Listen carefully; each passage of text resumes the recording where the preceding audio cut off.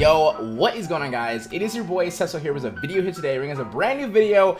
Bad graphic design tips for designers, something along those lines. I never know what to call my tip videos, so maybe we make bad graphic design like a series. Who knows? Probably not. It depends how this video does. But basically, if you guys are new to graphic design and or just kind of like getting into it and just kind of like learning and figuring things out and hoping to kind of get to that next level, hopefully videos like this can help you guys out. So if you guys do like these videos, please be sure to leave a like on the video. As well, if you guys are new to the channel, please be sure to subscribe.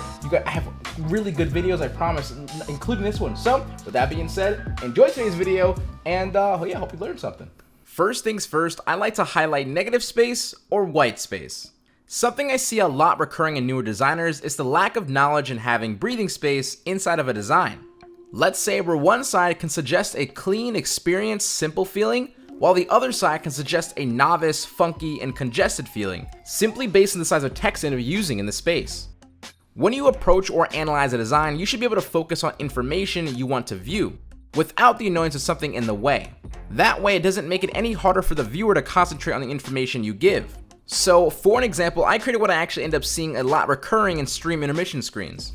As you guys can see, the intermission screen text is super big, where realistically the first time you end up reading it should honestly be the last time. So now it's just in the actual viewer's direct vision because it's so big.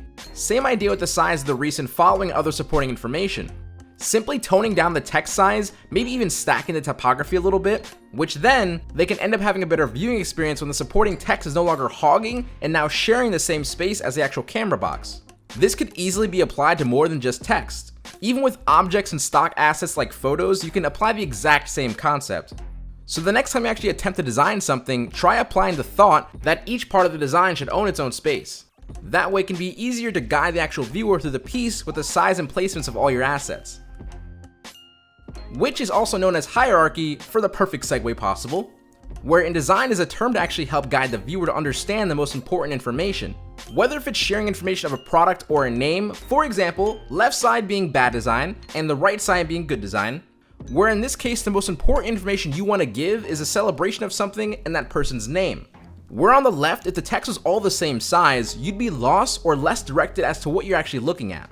The same idea really when sharing the need to focus on a product to sell or to highlight something. How you actually place information on the canvas is the speed in which someone can actually take in what is most important. With so many ways to explain hierarchy, in layman's terms, it's an idea that things that are important are bigger and the things that are less important are actually smaller. The size can always vary, but it's definitely something a lot of you guys should understand in the design world, where actually the first 2 seconds are the absolute most valuable. Now, for the last tip I want to cover in today's video, it's color theory, in specific contrast. Whether if someone's contrasting their favorite colors with white or black, or actually using the color wheel to understand or to find the perfect complementary color, just like the term hierarchy that we used in the example before, color can also very much so control the same exact aspect. A lot of the time when viewing a project, it's super easy to glance over what the designer actually thought when choosing their colors. For example, I actually ended up creating this header which purposely lacks contrast, and the colors together simply just kind of don't work in its own favor. Typically, in a background, the value would actually be darker and the foreground actually be lighter, or vice versa to maintain contrast. So with that in mind and using awesome complementary colors that you can easily find on a color wheel, you can instantly improve the look of the design. However, a color wheel just makes it so beginners can easily find color combinations that majority of people can instantly fall in love with.